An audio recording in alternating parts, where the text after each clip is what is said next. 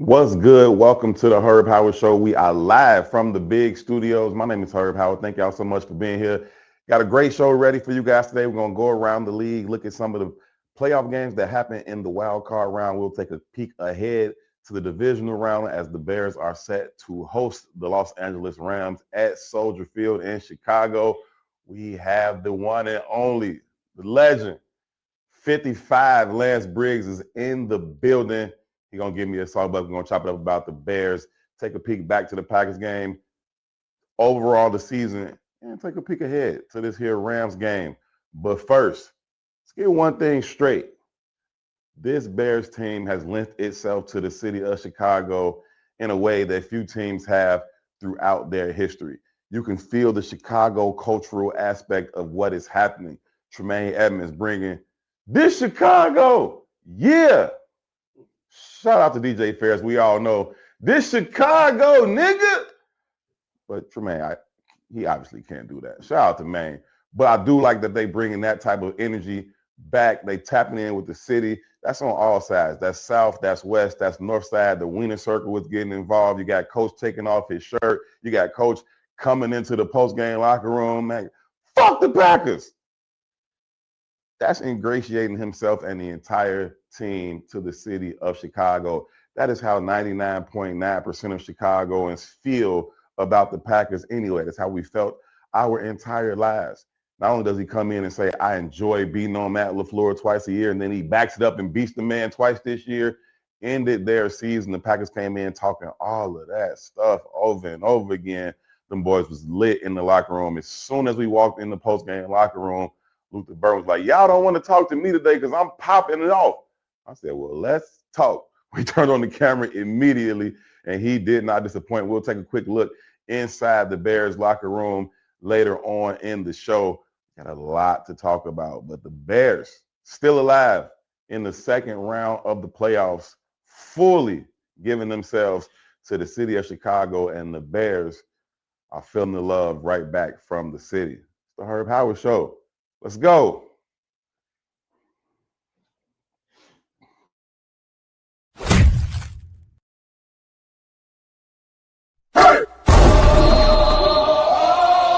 Look, welcome to Plants on the Gridiron. It's Chicago's first and only plant-based tailgate. Here comes the, y'all don't really want it like yeah. Here comes the, no, here comes the, oh, here comes the, y'all don't really want it like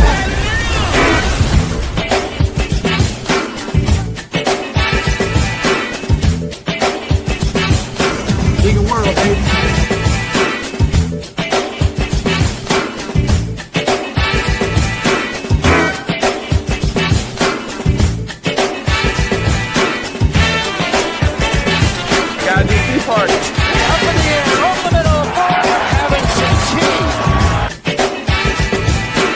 And here's what we love. It is Chicago's most unique event. We combine health, we combine sports, love of football, and you gotta bear down. Chicago Bears, baby.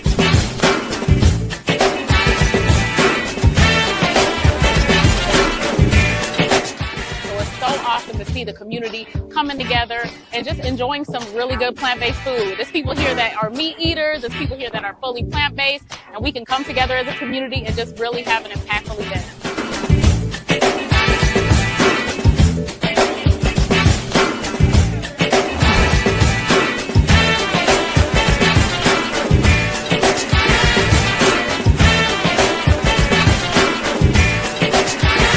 Because we are Chicago homegrown.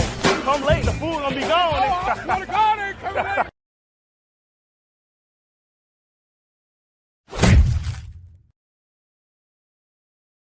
I am the Suma, Morgan Park, and I'm rocking with the Bigs. This is Jason Kidd, and we're rocking with the Bigs. I'm Chris Bryant from the Chicago Cubs, and I'm rocking with the Bigs. What's up, y'all? This is Kyrie Irving. You're tuning into the Bigs. What's happening is Dame Lillard, a.k.a. Dame Dollar, and I'm rocking with the Bigs. What's up? This is D Rose, and I'm rocking with the Bigs. This is Mark Cuban, Dallas Mavericks. You're rocking with the Bigs.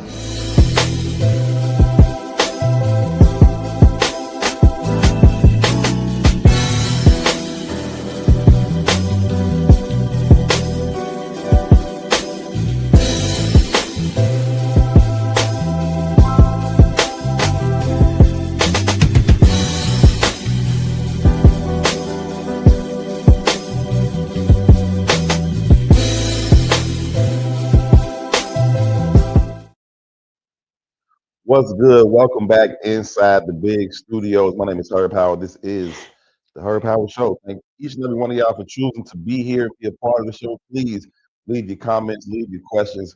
We will get to some of them as we go through the show. Big show for y'all today.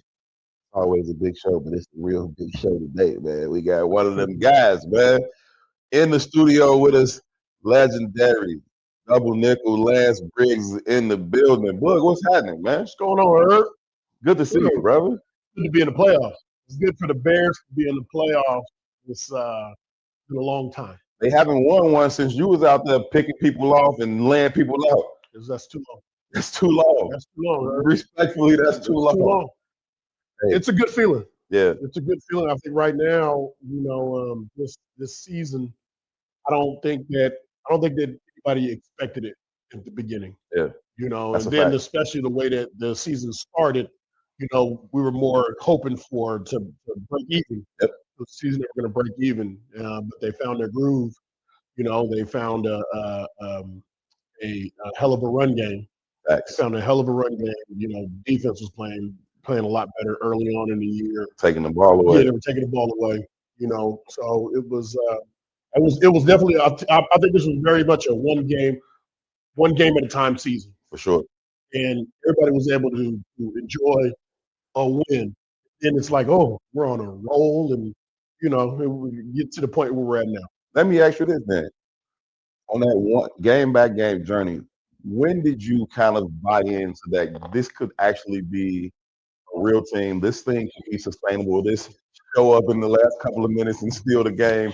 Because I'm gonna be honest with you, as a fan, I was just like happy they won. It was fun to watch. Yep. As an analyst, it's like this team ain't really that good. They just keep showing up and stealing the game. And I don't know if that's sustainable. Then they do it 7 times and win the division. There's a few things.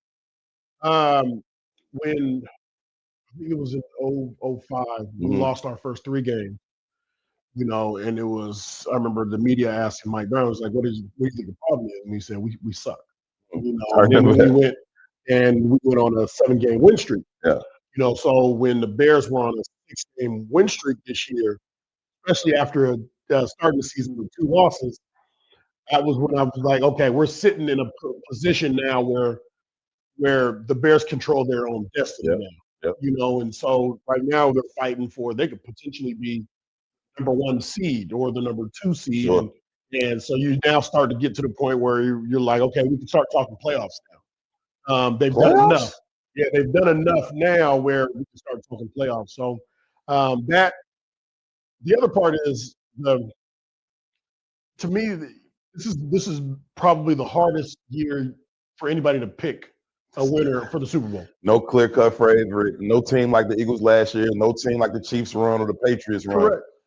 So everybody can bet with their hearts this year. Yeah. If you're a Ram fan, bet with your heart. If you're a Chicago fan, bet with your heart. Whomever. Because everybody has a chance. Whoever plays better on that Sunday. The Jacksonville Jaguars fans thought they had a real chance to go on the run. They came in hot playing. Obviously didn't go their way. The other day, we'll get to some of those games later. But you're right. Everybody came into the tournament feeling like we could be the last team standing. Right. And it was a legitimate feeling for everybody. So now you got 8 teams, 4 on each side. We'll see what it comes down to. Talk about this defense, man. Nobody knows it better than you in this city. Taking the ball away. That's something that was a hallmark of y'all. Y'all did it at the highest levels. Yes. The 18 team did it at a very high level, and now this year's team did it at a high level. More takeaways than anybody in the league. Again, a lot of y'all between the 20. They always play stingy red zone defense to keep themselves in games. But what they did the best was take the ball away. And what I appreciate about the number of turnovers this year, you're not talking about a bunch of giveaways, a bunch of lucky things. They were literally taking the ball away like y'all would do, whether it was punching it out or y'all was disguising things and taking the ball away in interceptions. They've gotten a lot of takeaways, not so many giveaways. I think the amount of that have happened in the end zone that supposed to would be touchdowns. I mean, you're not only erasing a drive, what could potentially points off the board, but you're putting the ball back into your offensive hands. And some of these, were really good returns. So that's huge. Like that's to me, that's the part of this defense this year that allowed the success from the offense. Because more times you're getting the ball back to the offense, more opportunities they they're got to getting score. Right. Now they did it at a really high level. And I'm glad you mentioned the return piece. That was something that y'all was huge on. Yep. And whether it was the GOAT returning kicks and punts, or it was y'all on defense, as soon as y'all got the ball, y'all immediately turned to offense. All other 10 guys knew right away. Find the hat. If it was an interception, let's deal with the receiver, the intended receiver first, get him out of the way, and then everybody's this way. And it was an immediate transition. And that's how many touchdowns you had? Y'all got the ball to the end zone so many times. Shoot, I don't know, 6, 7 of them. Yeah. You got like 2 against Dallas one year? I had 2 against Dallas. Well, I had 1 against Dallas. I had 1 against Jacksonville the following week. Okay. So me and Peanut both, those consecutive weeks. Yeah. So it was, those were good times. Those were good times. Great times. But what we didn't have, we weren't as talented on the offensive side. No, we're not. So for us, when we got the ball, we knew it couldn't be short. We can't return it to the inside the 10, to the 5. We got to get in the end zone. Y'all margin for error was this slim. There was slim. a chance we might not get into that end zone. Yeah. So we had to get in. That was our thought process. This team, you take the ball away, you get the ball back to your offense and let them eat, let them cook. Yeah. And so it's a little bit different, and we certainly weren't winning games the way that they have over such a consistent amount of time. Now, what we saw on Saturday night at Soldier Field, man, obviously you would know much better than me or anybody else, but the stadium felt different than any time I've ever felt it. The press box was literally shaking. It was absolutely insane inside Soldier Field as they kind of came back. And it was such an interesting thing because it was so quiet in there when they was down 21-3. And you could hear a pin drop in the stadium, and then it was just absolute pandemonium. Yeah, it was a tale of 2 halves. Yep. It's a tale of 2 halves, and and if I were to rate, all the phases and coaching, in that first half, it was F's across the board. Yeah. Special teams was good. Yeah. But second half, talking about A's across the board. It's production. It's the defense. And in particular, the defense had 4 3 and out. Critical 4 3 and outs. Then there's 1 3 and out that ended up going to the fourth down, but that ends up being a turnover on downs because they made a stop on that. So the reality is there was about 6 straight 4 and out or 3 and outs. So that giving the ball back to your offense, those opportunities you talked about. There it is, right there. That's the key. If you can play football that way, where they were shutting down the run, they were shutting down the pass, you can do that for 4 quarters. It started to give me vibes as I was sitting in the booth watching the game. It started to give me vibes of they are who we thought they were. Everybody, it started to feel like that. That's one of the most classic games in Bears in NFL history, really. Right. Everybody knows that game as soon as you say they are who we thought they were. What was it like, if you could think back to that, as that momentum just started to swell and y'all was down in the halftime, and Olin Cruz like, hey, we can just punch it with the mouth and see what's to it. Y'all started to go and y'all started to take the ball away, touchdowns, and Devin was doing this. Like, what was it like as it was kind of continued to build and the momentum and the belief started to build? Like, we still gonna win this game. Listen, the adrenaline is always running. The adrenaline is always running. We knew that we did know that they were a good team. They played us extremely well in the third preseason. The preseason. Who the hell take the third preseason game like this? Right. The sort of their year was more surprising than anything else for us because we were like, man, that team. We felt like they were good. Yeah. Like they were good, and they were. And they played us well. But guys that were flying around. And, some of the criticisms that I've had about our linebackers, linebacker play this year was because, the guys that I played with, whether it was Brian or Nick Roach or Hunter Ilmeyer, all of us were flying to the ball, Facts. and we didn't get double tackled every game. Seemed But like most of them, like but most of them we did. Most of them we did. But that's what the great linebackers do. Yeah. You know, doing that. Patrick Willis and Navarro were doing that in San Francisco. There's the linebackers that run to the ball and make plays. Yeah. So when I look at the stat sheet and I see that we're under 10 tackles, or we're topping out at 6, or we're at 5. What does that say to you? It says to me that we're not getting to the ball. Mm-hmm. You know, and before TJ got hurt, you know, I'm looking at the stats. He didn't have a stat. Okay, you know, and that's tough for a linebacker. Right, Jackson. I think Jackson ended up having 4 total tackles. You know, once he came in, but there's things that are justifying my criticism of the linebacker play. Mm-hmm. All right, because now I'm looking at stats and I'm looking at him getting, over the last couple of games, he had Bears defense on the field a lot, so they're getting 70 plays, somewhere around 70, 71 plays. Sure, if you're getting 71 plays, you're running the ball, you should be in the double digits. Period. It's the fact of the matter. That's just too many plays. Yeah. It's too many plays not to show up, and so, you know, and I don't mean, listen, criticism. It is what it is. You know, I mean, I'm just honest about it.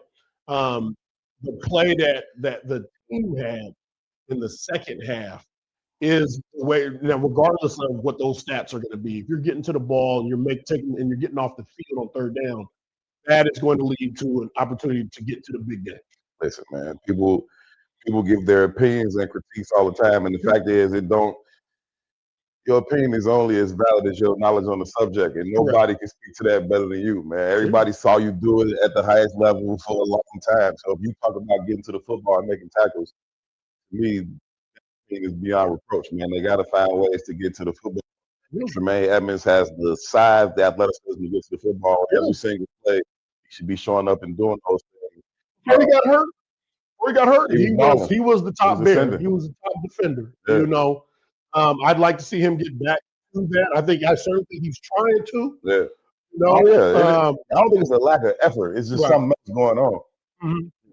Yeah. And you know, I love how these guys have come in prepared, the backups, starting with Nashawn Wright, then getting to the linebackers and D-Jack and Agban, all those guys. They come in and they've been ready to play, even though they weren't the starters going into the thing, and they come in and they showed up, man. I hate to see TJ, you know, go down like that. It's Godspeed on Tim on his recovery, but I'm with you. They got to defensively, they got to play better. Brisker said something after the Lions game. At the very end of the Lions game, he was interviewed and they asked him what happened, and he said, "We got out schemed." Mm-hmm. Right? You don't get out schemed defensively. Mm. You know what I mean? Well, let me clear that up. When we played, it was never about the scheme. It was about how we played it. Mm-hmm. You know, we get into an overfront, which means the 3 technique defensive lineman, one extra lineman toward the defensive end, hit it toward the defensive end. Okay, so he's in between the guard and the tackle. All right, if it's under, then it's the opposite. Right. Okay, but in under, you walk your Sam up. You're basically in a 3-4 down. Right, yeah. Okay, so you run 3-4, run a 4-3, whatever. It's all in there. Okay, but you're running nickel defense. It didn't matter. It doesn't matter the scheme. It doesn't matter we're all running the same coverage. We're all still running 1, 2, 3, 4 and mixed coverages, zone dogs, blitzes, man blitzes. I always say, as long as everybody got the call, we can't be in the wrong defense. Everybody got the call. I don't care what. If we don't have a defense that is missing an assignment or opening something. So if we all got the same call, we good even if we wrong. Correct.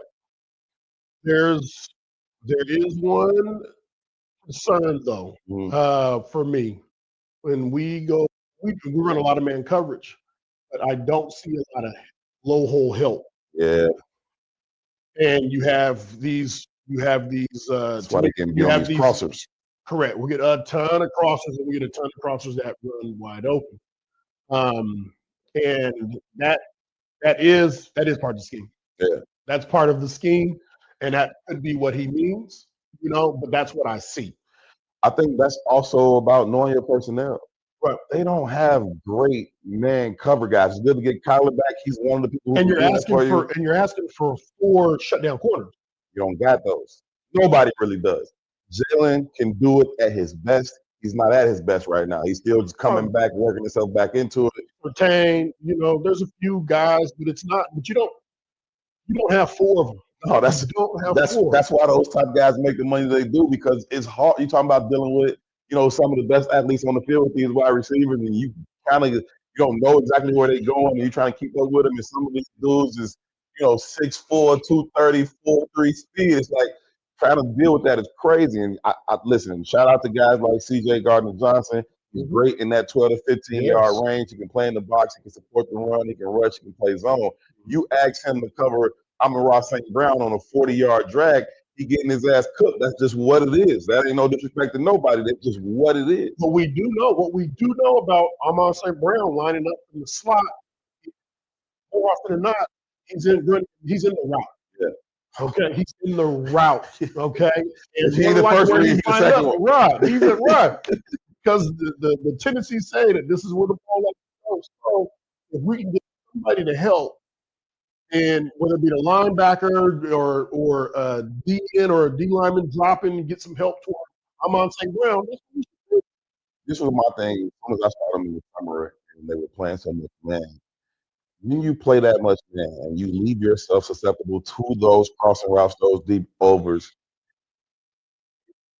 required of your linebackers to be physical across the middle. So they got to pay a tax to come through here, bro.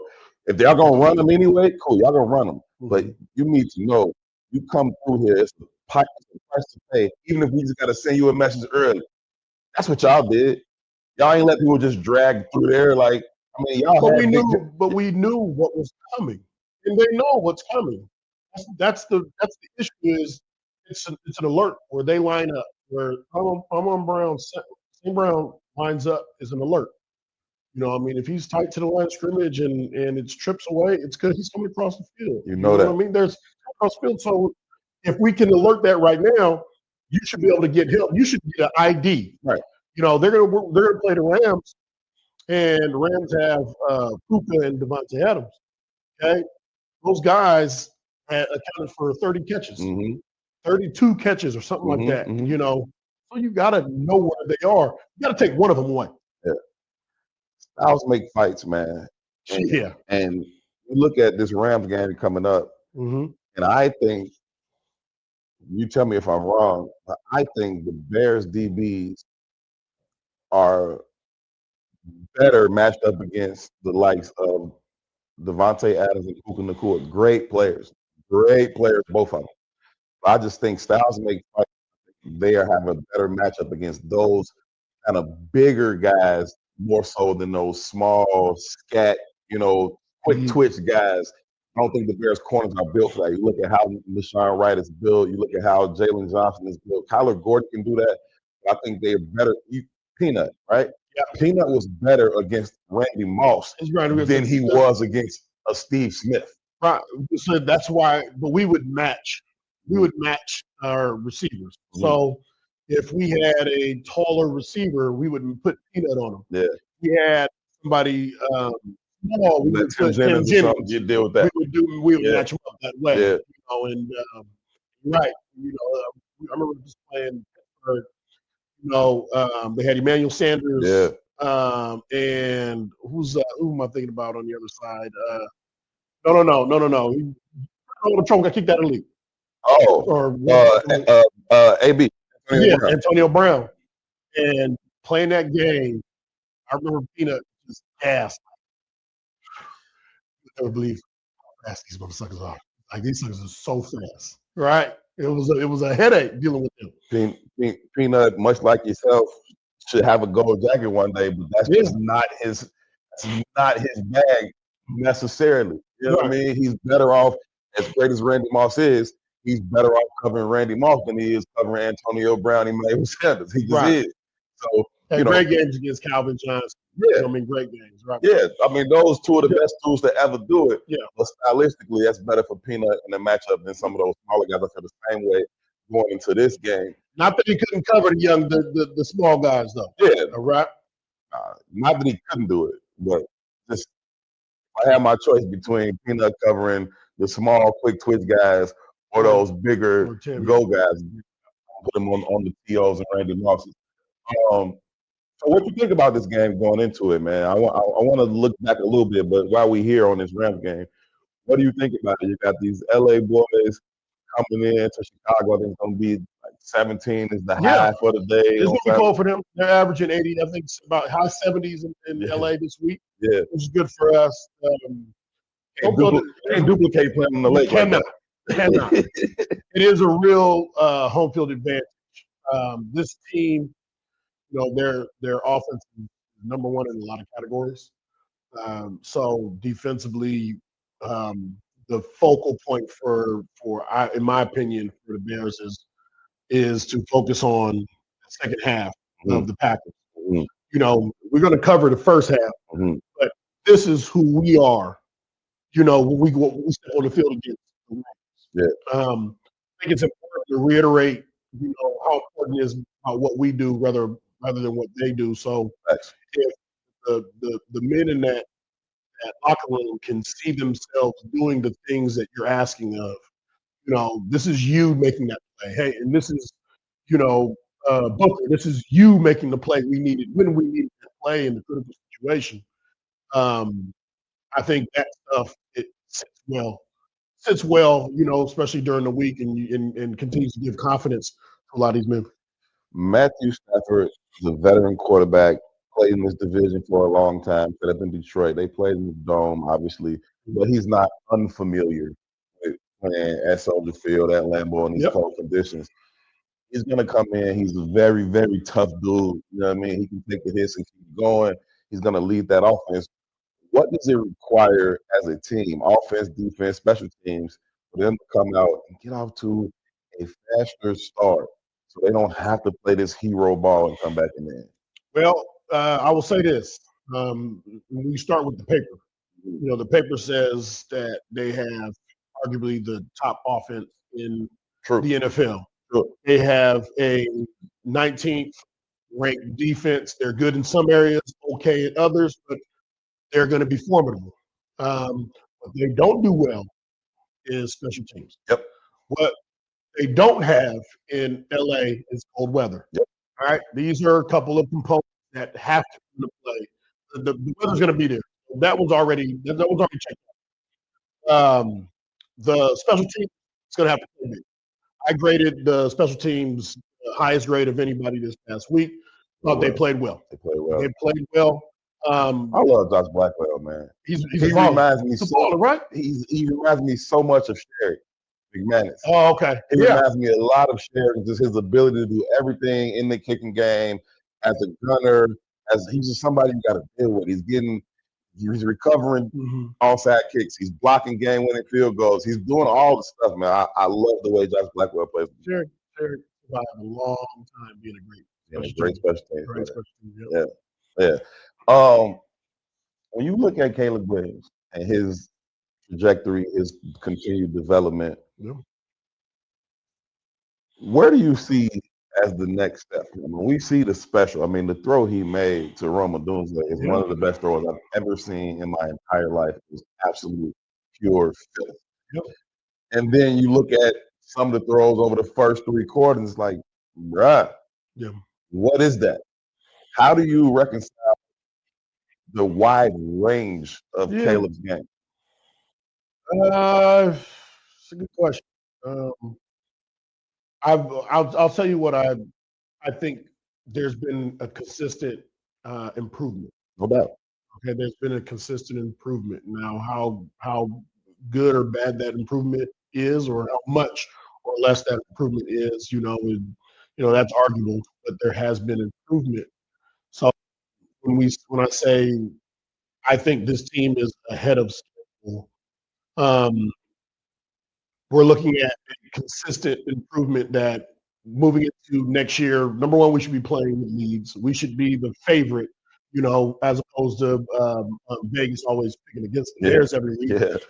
Bears are going to be the favorite a lot next year, but we also First place need to be schedule. right.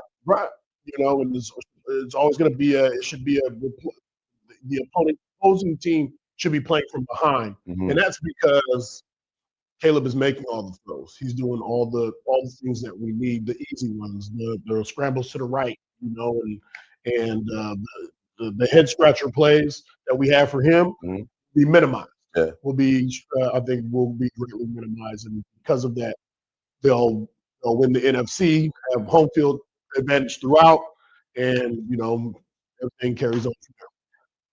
We gotta take a quick break here coming up, but before we do, I wanna ask you about the Bears Packers rivalry. That's a Moore's beer. It's a Chicago, it's a black-owned brand. Shout out to Moore's Beers, one of our Okay. sponsors. Yeah. They go crazy. They got a Alright. bunch of different ones, man. He Shout out. got his own money. He got his own money.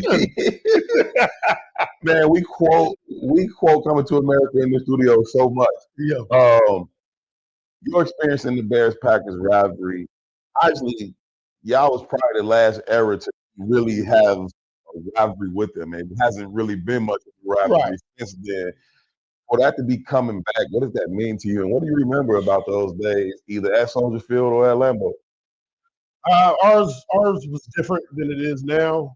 What I really love about right now is the way that LaFleur and Ben, their exchanges. Oh man. The talk, the Packers talking before the game, the Bears talking after the game. Yeah. It was just fitting. Everything fit well, you know, with the storyline. And you know, what Ben said in the locker room. Man. I think they really reignited the rivalry. He brought it back. And he doubled down on it yesterday in his press conference. Oh, no doubt. Yeah. Get to the press conference like, hey, what about the other thing you said? I'm like, I said what I said. I don't like them. Period. What else? Right. So I love that. I love that. I think when we played, we didn't have a lot of fights. We didn't have a lot of fights with them. Mm-hmm. So, you know, even in my experience, you know, it was, and maybe it was because they were winning so much. But you know, the guys that cheap shot at me, they would help me up. They would apologize. I like the rivalry was felt in the city, but on the field. Yeah. On the field, we were fighting with Detroit. Yeah. Every time, from the first snap to the last, it was, you know, we fought with Minnesota. Yeah. You know, we were always in brawls with Detroit. You know, when I look at over the years how many fights we were in with the Packers, it wasn't a lot. This thing feels nasty. Now this feels real. There's some legitimate. We don't like them and they don't like us, and they popping off and they talking crazy. In my experience going up to Lambeau, the Packers fans is obviously they don't like the rest of the rivalry, but they've been very welcoming. They're not nasty, crazy people. I wasn't walking through that little bitty tunnel like y'all probably heard some things or saw some things. I don't know, but no, I'm telling you, I felt the same way as you. It's weird. And it probably comes from them winning so much that they were welcoming. It's okay. Don't worry. It's okay. So it was kind of in that kind of like they were patronizing you, but they were, you know, congratulating you at the same time. Like, hey, have a good game. Have a good game. Yeah. Stay healthy. Good luck. We got to take a break. When we come back, we are going to go inside the Bears winning locker room. We're going to hear from Luther Burden, Colston Loveland, Kyler Gordon, see what their immediate reaction was after that classic wild card game at Soldier Field on Saturday night. Take a quick peek around the league. We're taking on some of your comments before we get out of here. This is the Herb Howard Show. Be right back.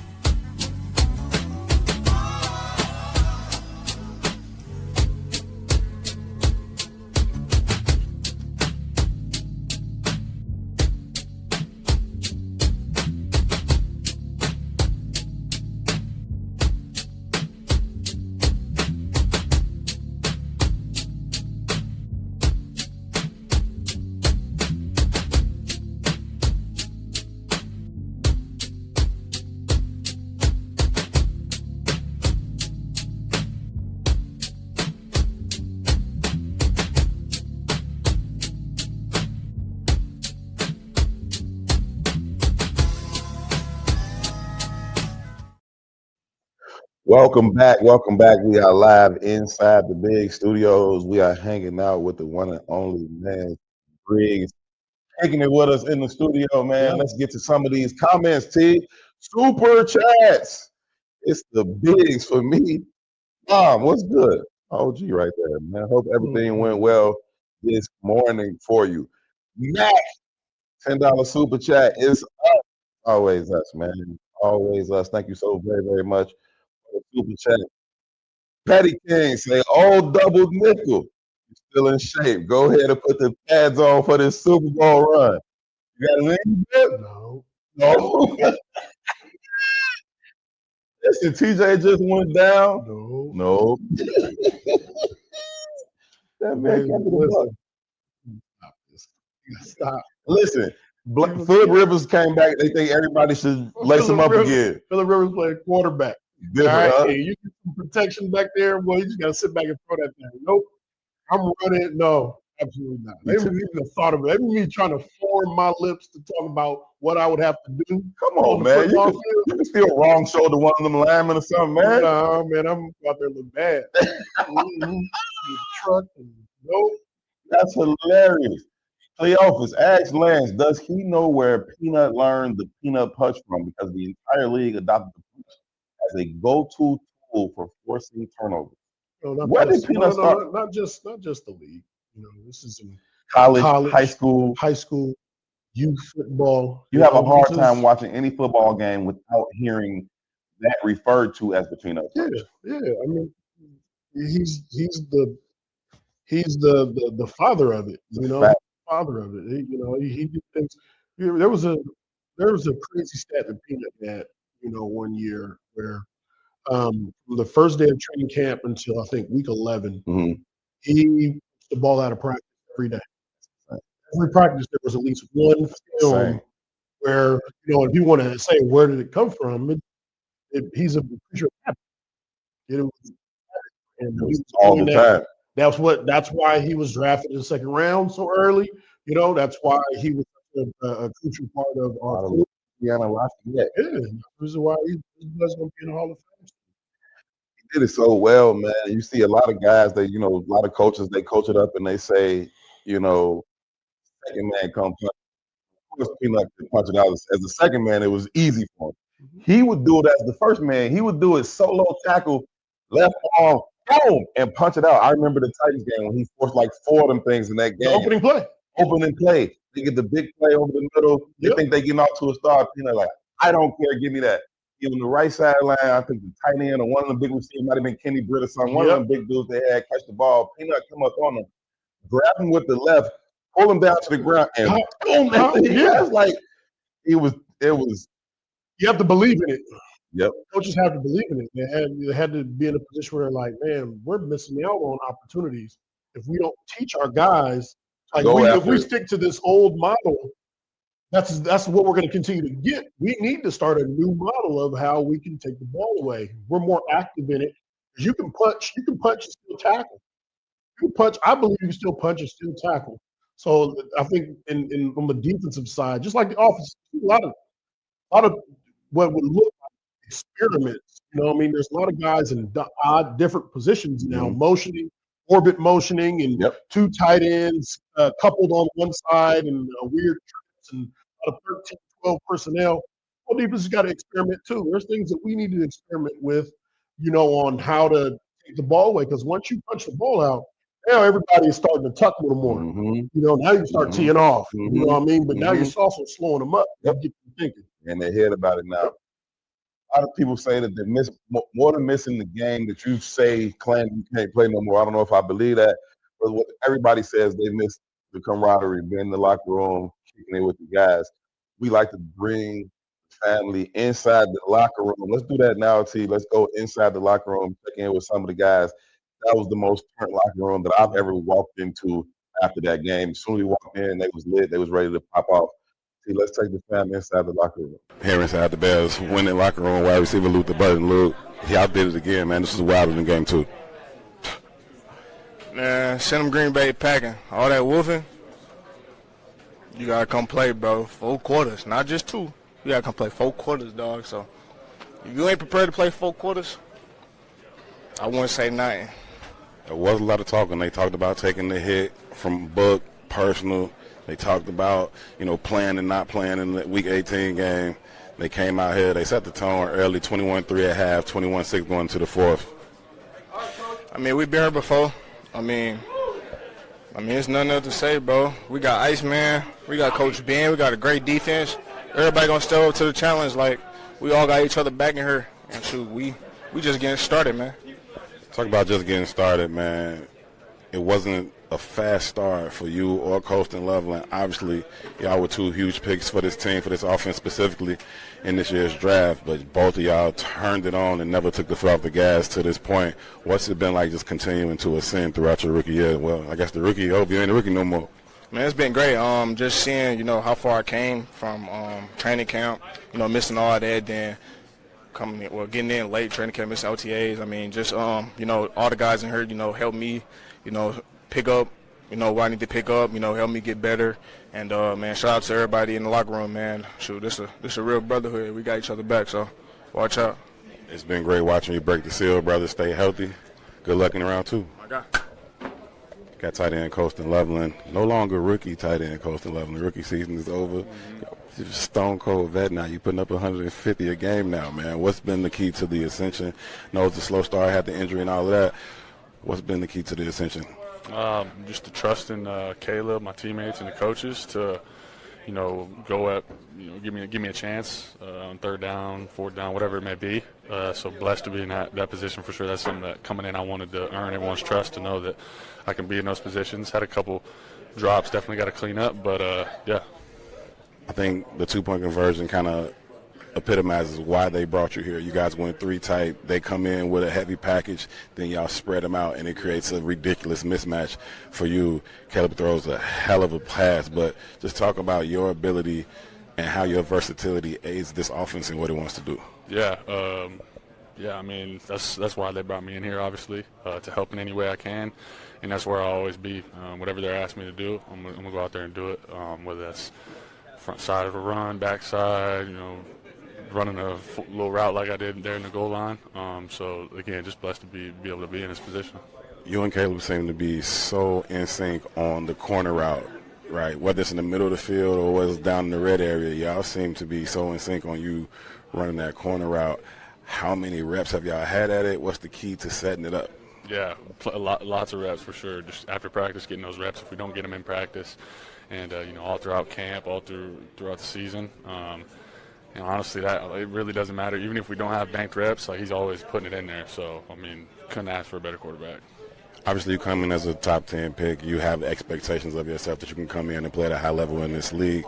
How's that confidence grown, and what are you looking forward to as you continue to stack good games but also stack good seasons? Yeah, just continue to keep, like you said, keep stacking. Never get satisfied, never get complacent where I'm at. And I got a good group of people around me, so I don't think I'll ever get there. Colston, I appreciate you, man. Stay healthy. Good luck.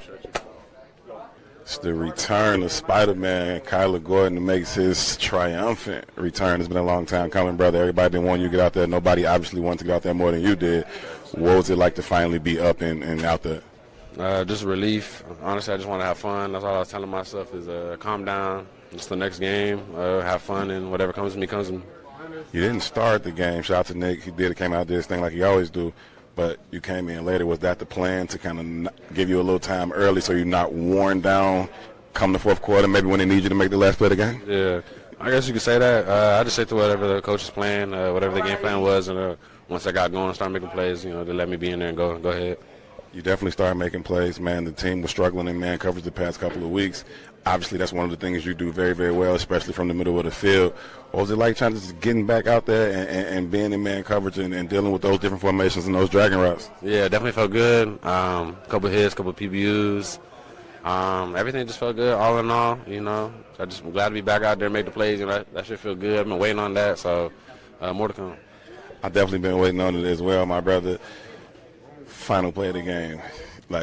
Y'all fought all the way back. Don't put it in slow-mo. Don't do that.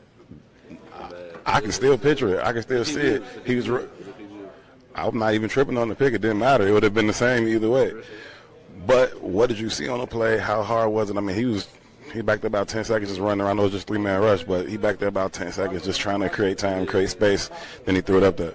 I just kept seeing him stare in the same direction. He kept staring at zero side, look across again, come back zero side. So I was like, let me just stay in this little area, sink, get underneath something, and of course he threw it in that same area, and yeah, game over. It's an absolute pleasure to watch you be back healthy, man. I'm happy for you. Congratulations. Stay healthy. Much love. Always love, brother. Appreciate you, man.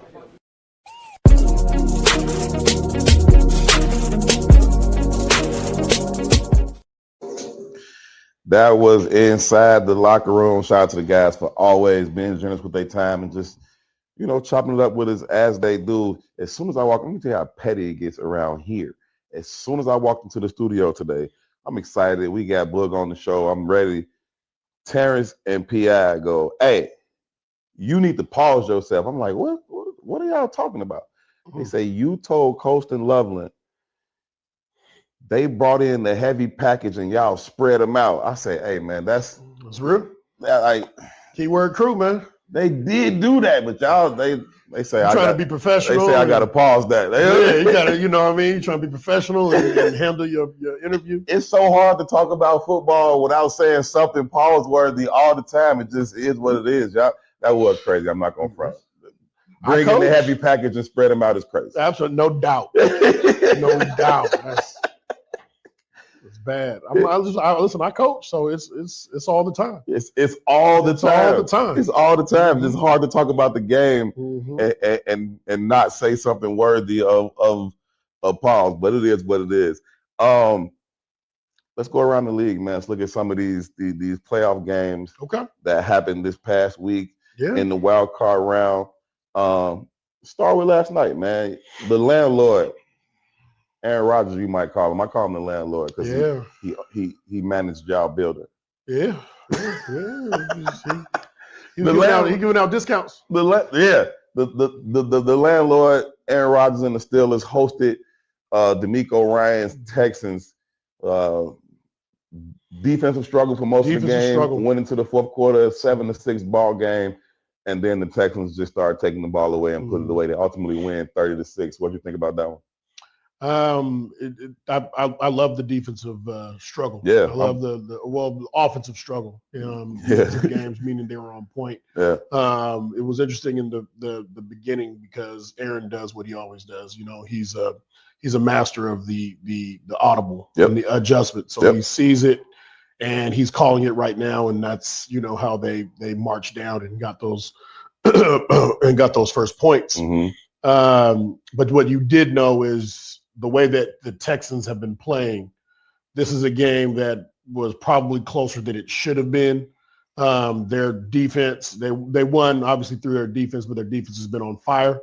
One of the top defenses, and then you start getting their offense that's getting back to form. Yeah.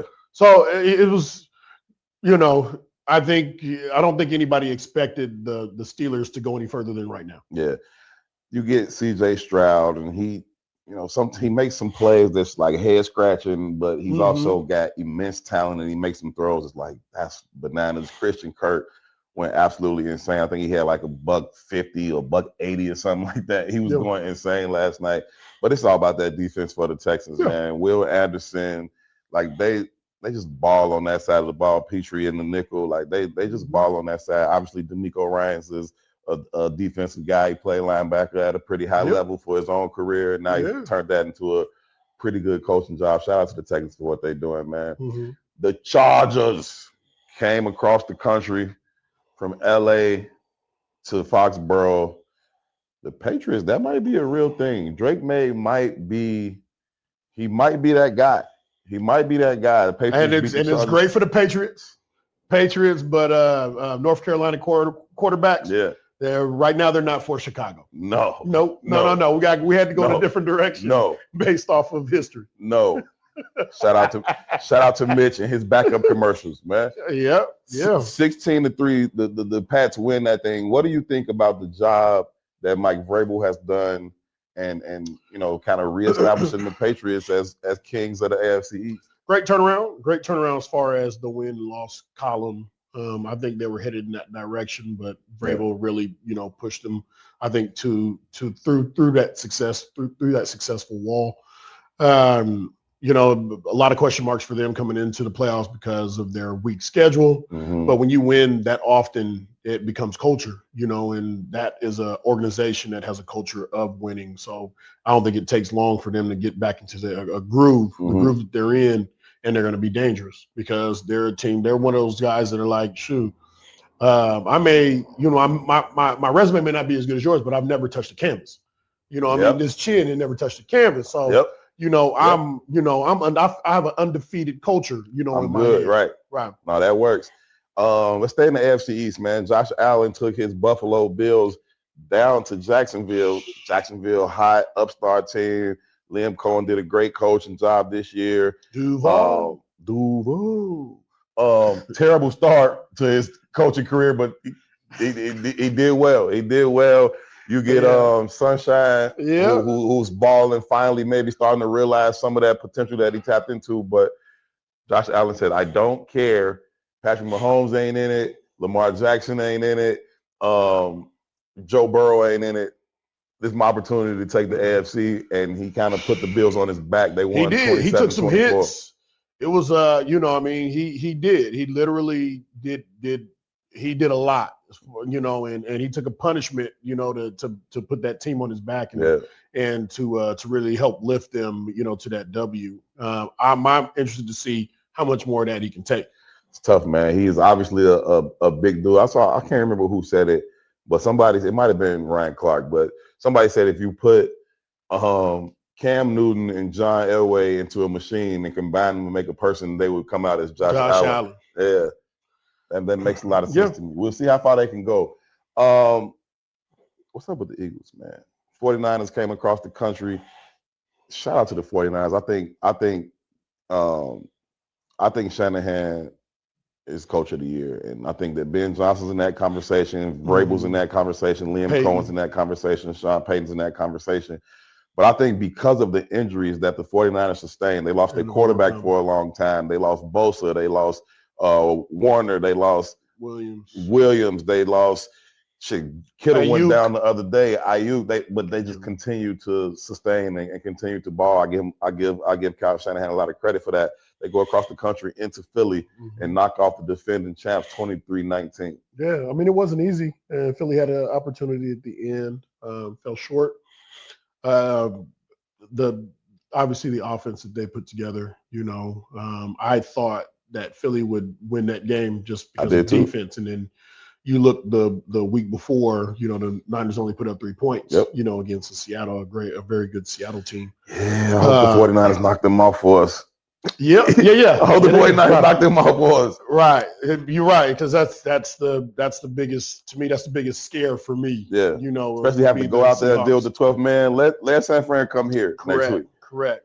But it was a tough fought game, man. But San Fran, the well-oiled machine found a way to do it.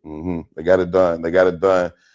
We already talked ad nauseum about the Bears and the Packers, so let's talk about the Rams, man. Matthew Stafford, Devontae Adams, Puka Nacua, Karen Williams. They went to Carolina, and the Panthers fought tougher than I thought they would, but the veteran quarterback pulled it off in the end. Rams win 34-31 in Carolina. A lot of missed opportunities for the Rams. Yeah. The Rams will go into their locker room after that game and say it shouldn't have been that close. Yeah. And it shouldn't have been.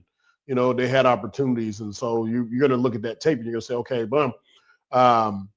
when we come in and we play the Bears, if we miss those opportunities, we're going home. We're going home.